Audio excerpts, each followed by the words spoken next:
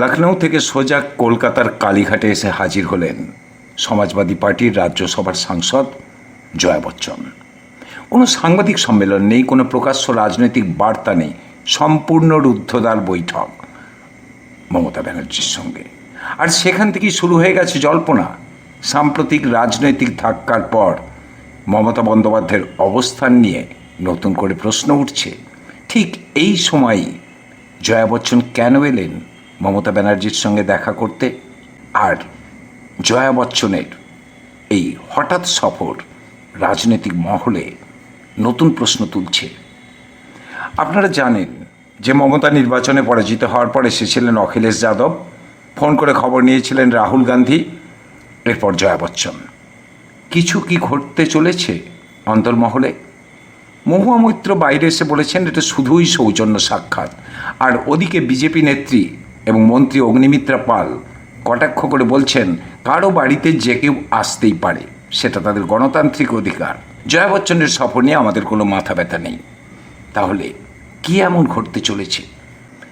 রাজনৈতিক বিশ্লেষকদের একাংশের মতে এই সফর সম্পর্কের বরফ গলানোর একটা কূটনৈতিক উদ্যোগ হতে পারে, যদিও এর পিছনের প্রকৃত উদ্দেশ্য সম্পর্কে কোনো আনুষ্ঠানিক ব্যাখ্যা এখনও আমরা পাইনি। কিন্তু সত্যিই কি এটা শুধু একটা সৌজন্য সাক্ষাৎ, নাকি এর পিছনে লুকিয়ে আছে অন্য কোনো ইনসাইড স্টোরি? এই মুহূর্তে মমতা বন্দ্যোপাধ্যায়ের পায়ের তলার মাটি শুধু নয়, পুরো সাম্রাজ্যটাই ধসে গেছে। তিনি এখন মুখ্যমন্ত্রীও নন, দেশের কোনো কক্ষের সাংসদ নন, বিধায়কও নন। কিন্তু ঠিক এই চরম বিপর্যয়ের মুহূর্তে লখনৌ থেকে সোজা কালীঘাটের দুয়ারে এসে হাজির হলেন সমাজবাদী পার্টির জয়া বচ্চন। যে মমতার হাতে এখন কোনো প্রশাসনিক ক্ষমতা নেই, সেরকম কোনো সাংসদ শক্তিও নেই, আর বিরাট সংখ্যক বিধায়কও তার সঙ্গে নেই। তাহলে কেন তার সঙ্গে এই গোপন রুদ্ধদ্বার বৈঠক? তাহলে কি কোনো কিছু হতে চলেছে আগামী কয়েক মাসে?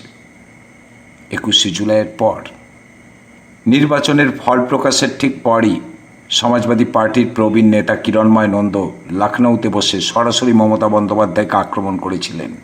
তিনি বলেছিলেন মমতার একক রণকৌশলের কারণেই বাংলায় এই ভরাডুবি। ব্যাস, সমাজবাদী পার্টির সঙ্গে তৃণমূলের সম্পর্কে একটা তীব্র ফাটল ধরে গিয়েছিল এবং সেটা স্পষ্ট হয়ে গিয়েছিল। তাহলে জয়া বচ্চনের এই আচমকা সফরের উদ্দেশ্য কি? রাজনৈতিক বিশেষজ্ঞরা বলছেন এটা অখিলেশ যাদবের পাঠানো একটা মাস্টার স্ট্রোক ড্যামেজ কন্ট্রোল বা ক্ষোভ প্রশমনের কূটনীতি। আর অনেক রাজনৈতিক পর্যবেক্ষকের মতে এই সফরের উদ্দেশ্য ছিল মমতার সঙ্গে সম্পর্কে দূরত্ব কমানোর চেষ্টা এবং কঠিন সময়ে পাশে থাকার বার্তা দেওয়া।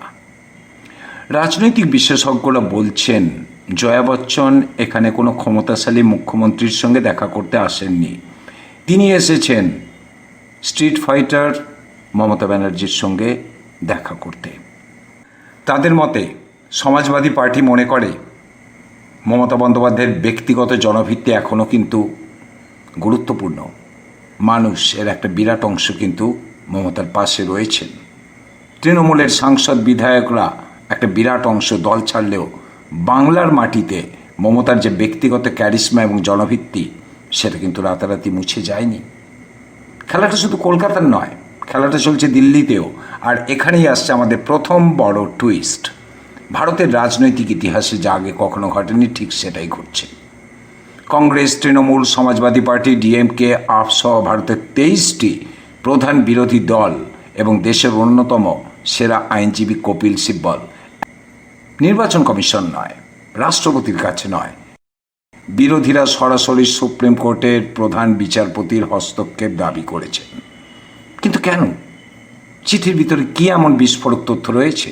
বিরোধীদের মূল অভিযোগ হল নির্বাচন কমিশনের এসআইআর বা স্পেশাল ইন্টেনসিভ রিভিশন, অর্থাৎ ভোটার তালিকা বিশেষ নিবিড় সংশোধনের যে প্রক্রিয়া চলেছে, সেটা আড়ালে নাকি চলেছে একটা বিশাল ষড়যন্ত্র, বলছেন যারা চিঠি পাঠিয়েছেন তারা। আর ওই বিরোধীদের দাবি নির্বাচন কমিশনকে ব্যবহার করে ক্ষমতাসীন বিজেপি বেছে বেছে বিরোধী ভোট ব্যাংকের নাম তালিকা থেকে কেটে বাদ দিয়ে দিয়েছে এবং নিজেদের অনুগত ভোটারদের নাম ঢুকিয়েছে।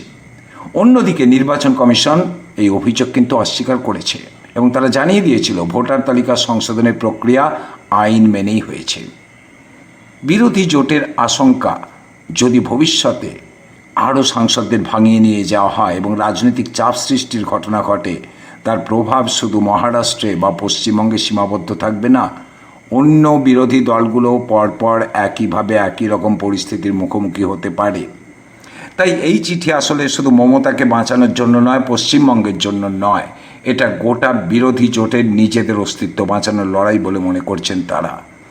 আর রাজনৈতিক বিশ্লেষকদের একাংশের মতে জয়া বচ্চনের এই সফর এরকমই কি একটা বার্তা দিতে চেয়েছে যে কঠিন সময়ে বিরোধী জোট মমতার পাশে থাকতে চায়, অর্থাৎ সংখ্যা মমতার কাছ থেকে কমে গেলেও লড়াইয়ের ফ্রন্ট লাইনটা কিন্তু একই রাখা হচ্ছে। কিন্তু একটা বড় প্রশ্ন, মমতা বন্দ্যোপাধ্যায় তো নিজে সাংসদ নন, তাহলে তিনি মোদির বিরুদ্ধে 2029-এর লড়াইটা লড়বেন কিভাবে? এখানেই লুকিয়ে রয়েছে হয়তো রাজনীতির সবচেয়ে বড় কৌশল, যাকে বলা হয় প্রক্সি ওয়ার বা remote control politics. Mamata Bandyopadhyay কি ঠিক সেই পথে হাঁটতে শুরু করেছেন? সংসদে তার পড়ে থাকা বাকি 8 জন সাংসদ, তারাই কি লড়াই করবেন প্রথম সারিতে?